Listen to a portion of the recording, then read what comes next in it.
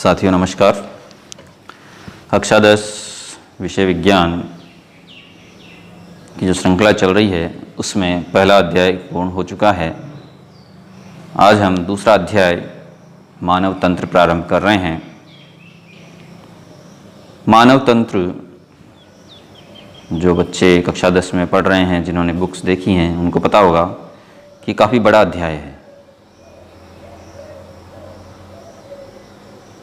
इसमें शरीर के सभी तंत्रों के बारे में बताया गया है, चाहे पाचन तंत्र हो, श्वसन तंत्र हो, उत्सर्जन तंत्र हो, जनन तंत्र हो, तंत्रिका तंत्र हो, अंतःस्रावी तंत्र हो।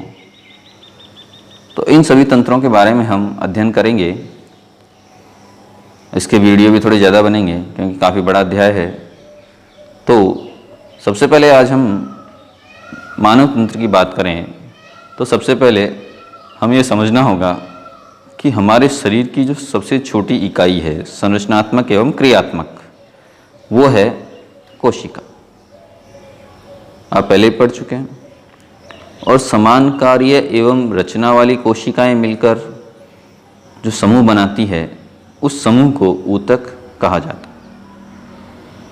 और कुछ ऊतक मिलकर एक विशेष कार्य को संपन्न करने के लिए अंग का निर्माण करते हैं, और कुछ अंग मिलकर एक तंत्र का निर्माण करते हैं। जैसे पाचन तंत्र की बात करें या श्वसन तंत्र, ऐसे तंत्र बनेंगे। और सभी आवश्यक तंत्र मिलकर एक सजीव शरीर का निर्माण करेंगे। तो ये तो बात हो गई हमारे संगठन स्तर की, संरचना स्तर की। तो सबसे छोटा स्तर कोशिका, उसके बाद ऊतक, उससे बड़ा अंग, उससे बड़ा तंत्र, और सबसे बड़ा जो स्तर है वो है शरीर। तो आज हम जिसके बारे में अध्ययन कर रहे हैं वो तंत्र है मानव शरीर का पाचन तंत्र। सबसे महत्वपूर्ण तंत्र है ये। क्यों महत्वपूर्ण है? क्योंकि हमारे जीवन की सभी क्रियाएं इसी तंत्र पर आधारित हैं। अब आधारित क्यों है? कोई भी कार्य आपको करना है तो उसके लिए आपको ऊर्जा की आवश्यकता होगी, और ऊर्जा के लिए हमें चाहिए भोजन। तो भोजन को ग्रहण करने का और उसे पचाने का कार्य कौन करता है? पाचन तंत्र। अंग्रेजी में इसे हम डाइजेस्टिव सिस्टम भी कहते हैं। नाम अवश्य याद रखें अंग्रेजी के भी। विज्ञान पढ़ रहे हैं आप, अंग्रेजी एक तरीके से बहुत आवश्यक कहें हम। अब सबसे पहले बात करें कि पाचन क्या होता है।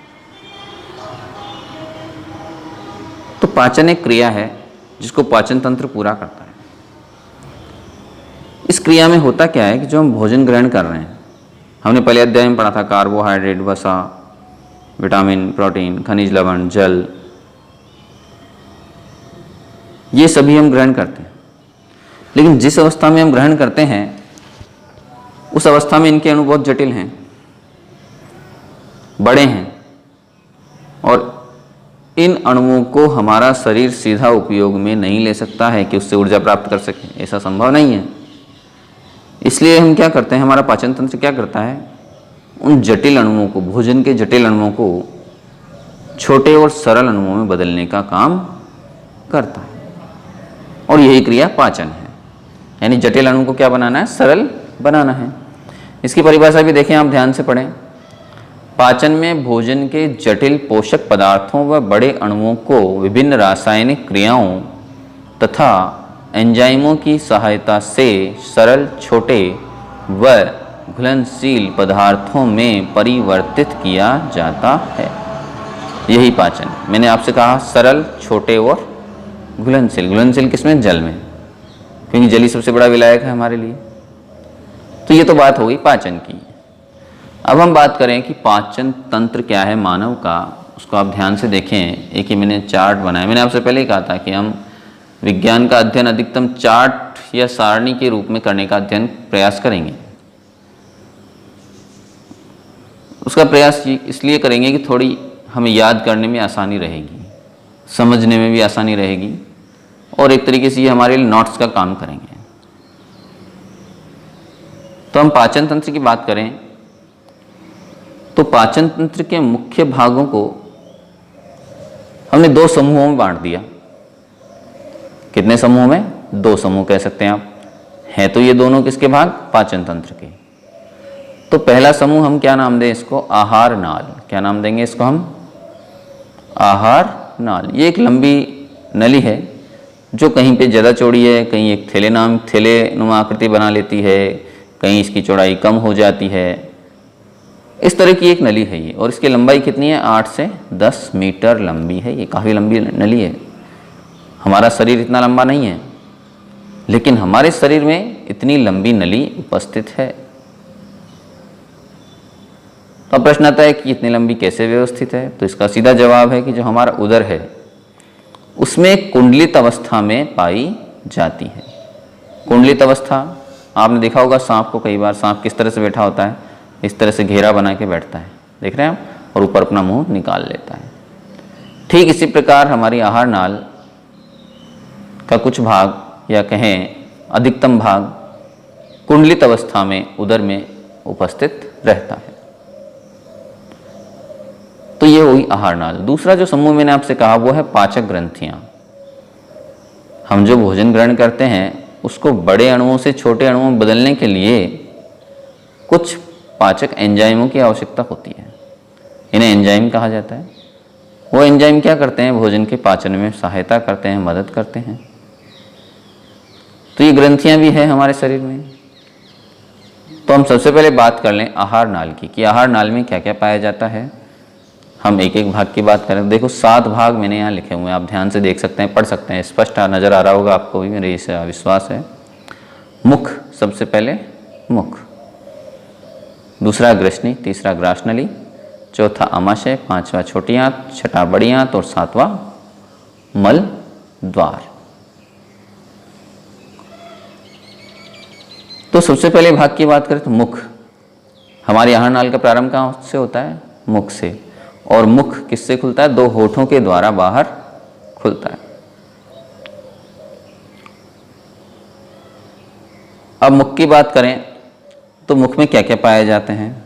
एक तो दांत और एक जीभ।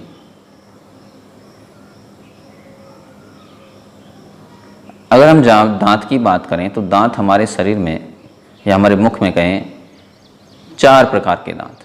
कितने प्रकार के दांत हैं?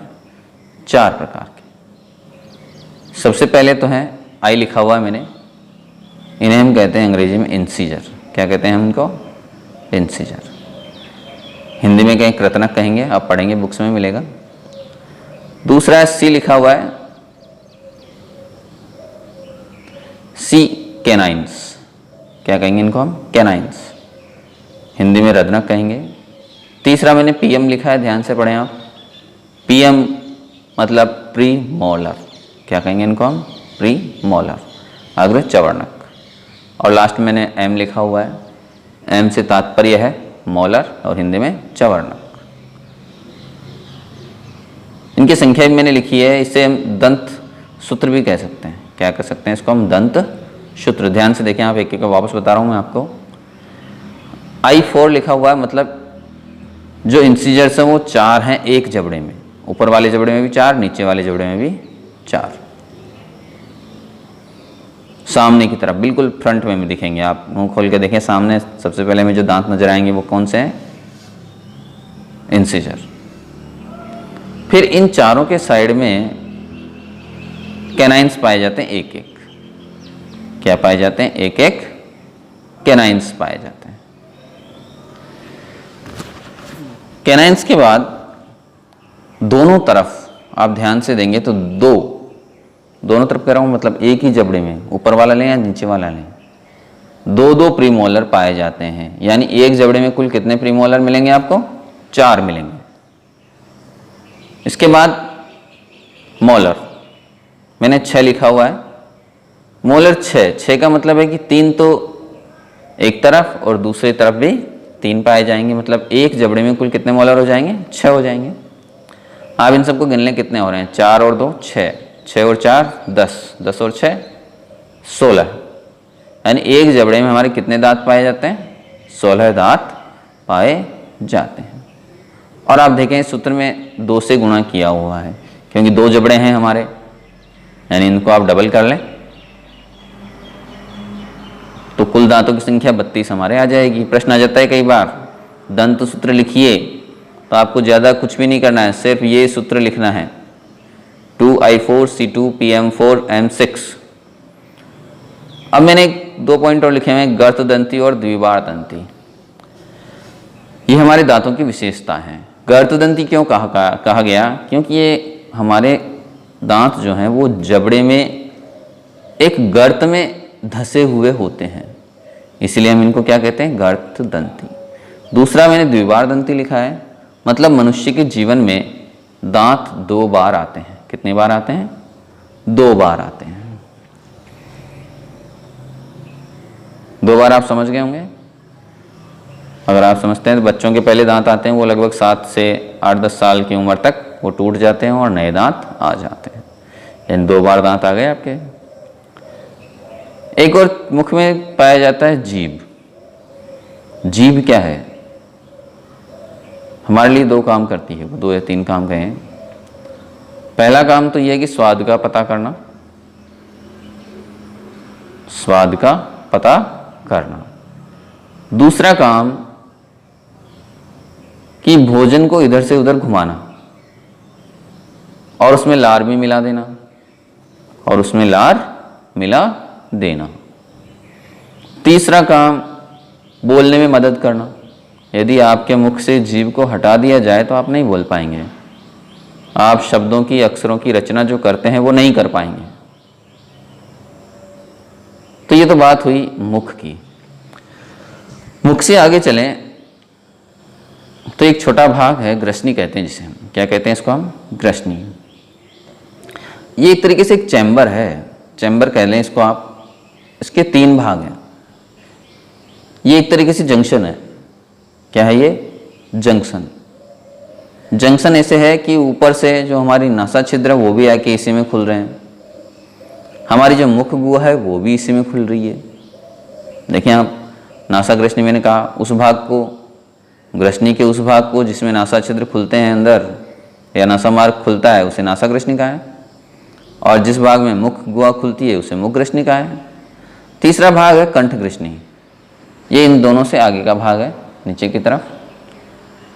अब ये भी जंक्शन है क्योंकि इसमें भी 2 भाग खुले हुए हैं। एक तो आपकी श्वास नली का खुलती है और दूसरा ग्रसी का या ग्रास नली, जो पाचन तंत्र का भाग है। तो ग्रसनी बहुत ही महत्वपूर्ण है।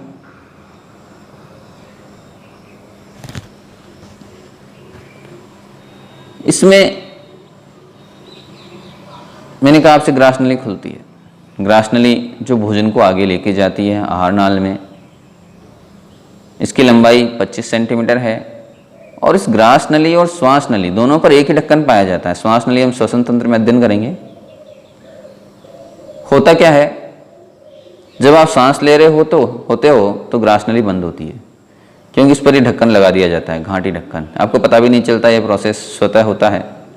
और जब आप भोजन कर रहे हैं, जब आपने देखा होगा, जब आप भोजन को निगल रहे होते हैं तो आप श्वास नहीं ले पाते। क्यों?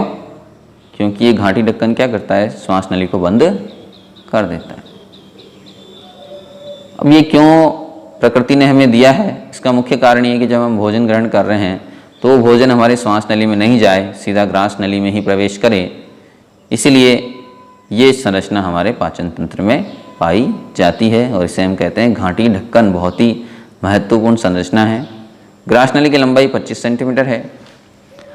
इसके बाद अगला भाग आता है आमाशय।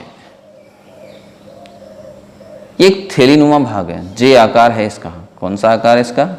जे। इसके भी 3 भाग हैं, कार्डियक, फंडिस और जठर निर्गमी।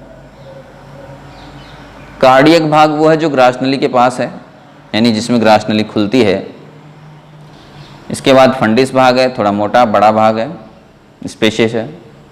और तीसरा भाग है जठर निर्गमी, यानी इस भाग से भोजन आमाशय से आगे की तरफ निकाल दिया जाता है। आगे हम इनके बारे में और अच्छे से अध्ययन करेंगे, प्रयास करेंगे। फिर भी आप एक संक्षिप्त रूप से इसको देखें, बहुत इंपॉर्टेंट है। अब यहाँ पर आमाशय में 2 दरवाजे हो गए एक तरीके से। एक तो वो जो ग्रास नली से जुड़ता है, दूसरा वो जो आगे छोटी आंत से जुड़ेगा। इन दोनों दरवाजों पर मांसपेशियों की बनी हुई अवरोधनियां पाई जाती हैं।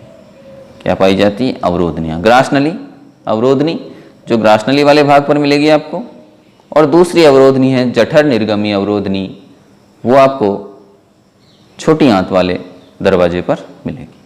यानी भोजन ऐसा नहीं है कि आपने निगला और आमाशय से सीधा छोटी आंत में चला गया, ऐसा नहीं होता है।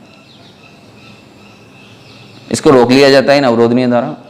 क्यों रोका जाता है? ताकि आमाशय में अपनी पाचन क्रिया पूर्ण हो सके। आमाशय के बाद वाला भाग है छोटी आंत। इसकी लंबाई सबसे अधिक है, लगभग 7.5 मीटर लंबाई होती है इसकी। बहुत इंपॉर्टेंट है, 7 मीटर लंबा भाग है। हालांकि इसका व्यास डायमीटर ज़्यादा नहीं होता, लेकिन लंबाई काफ़ी ज़्यादा होती है, इसलिए इसको छोटी आंत कहा गया है, क्योंकि डायमीटर इसका कम होता है। इसके 3 भाग मिलेंगे आपको, डियोडेनम, जेजुनम और इलियम। ये हम आगे पढ़ेंगे इनके बारे में, कौन सा भाग क्या काम कर रहा है। तो आप नाम जरूर याद रखें, डेडुनम, जेजुनम और इलियम। डेडुनम में यकृत से आने वाला पित्तरस मिलता है, ग्रहणी से आने वाला जो ग्रहणी क्या अग्नाशय रस जो अग्नाशय ग्रंथि से आता है वो भी इसमें मिलता है। ग्रहणी तो डियोडेनम को ही हिंदी में कहा गया है। अब छोटी आंत के बाद बड़ी आंत। मैंने कहा बड़ी आंत आ गई। बड़ी आंत की चौड़ाई छोटी आंत से ज़्यादा है, हालांकि लंबाई कम है। लंबाई इसकी 2 से 2.5 मीटर मिलेगी आपको, लेकिन इसकी चौड़ाई ज़्यादा है, यानी इसका व्यास ज़्यादा है। इसीलिए इसको क्या नाम दिया गया है? बड़ी आंत। और इसको क्या नाम दिया गया है? छोटी आंत। अब बड़ी आंत के 3 भाग हैं, सीकम, अपेंडिक्स और कॉलन। सीकम, कॉलन और रेक्टम। अपेंडिक्स सीकम और कॉलन के जॉइंट पर पाया जाता है। ये एक तरीके से अवशेषीय अंग माना गया है हमारे लिए। इसके बाद लास्ट में आता है मलद्वार, जो रेक्टम द्वारा बाहर खुलता है, मलद्वार द्वारा, जहाँ से समय समय पर मल को बाहर निकाल दिया जाता है, विसर्जित कर दिया जाता है। तो ये तो हम बात कर रहे थे आहार नाल की। क्या है ये? आहार नाल। अब प्रश्न ये है कि जैसे 8 से 10 मीटर लंबी नली है, इसमें भोजन आगे कैसे खिसकता है? तो इसके लिए हमारी पूरी आहार नाल में पेशियां पाई जाती हैं, जिन्हें हम कहते हैं संवरणी पेशियां। क्या कहा गया इनको? संवरणी पेशियां। बहुत इंपॉर्टेंट है, प्रश्न आता है कई बार। संवरणी पेशियां किसे कहते हैं और हमें पता तक नहीं होता है, और हम वही नुकसान खा जाते हैं, हमें अंक नहीं मिलते हैं। संपूर्ण आहार नाल में भोजन पाचित भोजन रस अवशिष्ट की गति को नियंत्रित करते हैं। यानी अर्थात कहें भोजन को ग्रसिका से आमाशय में लाना, आमाशय से छोटी आंत में लाना और छोटी आंत से बड़ी आंत तक पहुंचाना, समय समय आवश्यकता अनुसार पाचन होता जाता है और भोजन को आगे पहुंचा दिया जाता है। किसके द्वारा? संवरणी पेशियों की गतियों के द्वारा। तो ये बहुत इंपॉर्टेंट है। अब हम दूसरे समूह की बात करें, पाचक ग्रंथियां। तो सबसे पहले लार ग्रंथियां हैं। कौन सी ग्रंथियां हैं? लार ग्रंथियां। ये हमारे मुख में पाई जाती हैं, 3 प्रकार की हैं। कर्णपूर्व, यानी आगे हम चित्र को आप देखेंगे ध्यान से समझ में आएगा आपके। कर्णपूर्व यानी कर्ण से आगे की तरफ पाई जाती है। अधोजंब, जबड़े के नीचे की तरफ मिलेगी आपको। और तीसरी है अधोजिह्वा, जो जिह्वा के नीचे, हमारे जीभ के नीचे पाई जाती है। इनसे एक लार स्रावित होती है, चिकना पदार्थ है जो भोजन को मिलाने का काम करता है। और इसमें एक एंजाइम पाया जाता है जिसे हम कहते हैं टाइलिन एंजाइम। क्या कहते हैं इसको हम? Ptyalin enzyme. अब देखो आप, ये काम कहाँ करता है? मुख गुहा में।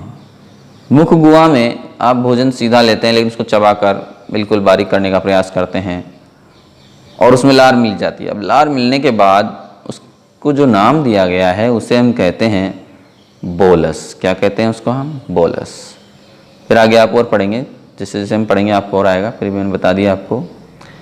दूसरी ग्रंथि है अग्न्याशय ग्रंथि। अग्न्याशय 2 प्रकार की ग्रंथि, मिश्रित ग्रंथि कहते हैं इसको हम, यानी अंतःस्रावी ग्रंथि भी है और बहिस्रावी ग्रंथि भी है। अंतःस्रावी ग्रंथि के रूप में ये ग्लूकागोन और इंसुलिन का स्रावण करती है, जो आगे हम पढ़ेंगे। और बाह्य स्रावी ग्रंथि के रूप में ये पाचक एंजाइमों को स्रावित करती है, जो नली के द्वारा छोटी आंत के ग्रहणी वाले भाग यानी डियोडिनम तक पहुंचते हैं और अपना कार्य करते हैं। तीसरी ग्रंथि है लीवर। यकृत भी कहते हैं इसे हम हिंदी में, सबसे बड़ी ग्रंथि है। इसका वजन 1 से 1.5 किलोग्राम तक होता है, यानी 1 से 1.5 किलो तक इसका वजन होता है। कितनी पालियां हैं इसकी संरचना में देखें, 2 पालियां हैं यकृत की। यकृत पालिकाएं 1 लाख पित्त निर्माण का कार्य करती हैं। 2 पालियां हैं, उसमें छोटी छोटी पालिकाएं कितनी हैं, 1 लाख। क्या काम करती है, पित्त का निर्माण करती है और ये पित्ताशय में जाके इकट्ठा हो जाता है। यानी यकृत से पित्तरस निर्माण होकर कहाँ इकट्ठा होता है, पित्ताशय में, और पित्ताशय से पित्त नली के द्वारा समय समय पर कहाँ पहुँचाया जाता है, ग्रहणी में पहुँचाया जाता है, जो हमारे भोजन के पाचन में मदद करता है। अब बात करें हम यकृत की पालिकाएं, मैंने आपको बता दी 1 लाख होती हैं, पित्त निर्माण का कार्य है और पित्त कहाँ इकट्ठा होता है, पित्ताशय में, और वहाँ से समय समय पर ग्रहणी में पहुँचाया जाता है, जहाँ वो अपना कार्य करता है। अब आप देखें इधर आहार नाल के कार्य क्या काम है, आहार को सरलीकृत करना, आहार का पचे हुए भोजन का अवशोषण करना, ये छोटी आंत में होता है, तभी तो हमें उस कोशिकाओं में पहुँचेगा वो। और आहार को मुख से मल द्वार तक पहुँचाने का कार्य भी ये कौन करता है, आहार नाल करती है। मुखगुहा में भोजन को मैंने आपको पहले ही बता दिया, बोलस कहते हैं। अब मुखगुहा से जो बोलस है वो ग्रसिका के द्वारा आमाशय तक पहुँच जाता है, और आमाशय में फिर जठर रस मिलता है, उसमें उसका कुछ पाचन होता है, और वहाँ से जो भोजन कहलाता है या उसको नाम दिया गया है, जो आगे छोटी आंत में जाता है, उसे हम कहते हैं काइम। ये छोटे छोटे प्रश्न आते हैं कई बार, काइम किसे कहते हैं, बोलस क्या है, तो आप इनको ध्यान से पढ़ें। तो आज के लिए इतना काफ़ी है। इसी चैप्टर को और इसी टॉपिक को भी, ये टॉपिक पाचन तंत्र पूरा नहीं हुआ है, आगे हम अगले जो वीडियो बनाएंगे उसमें बताएंगे आपको। धन्यवाद।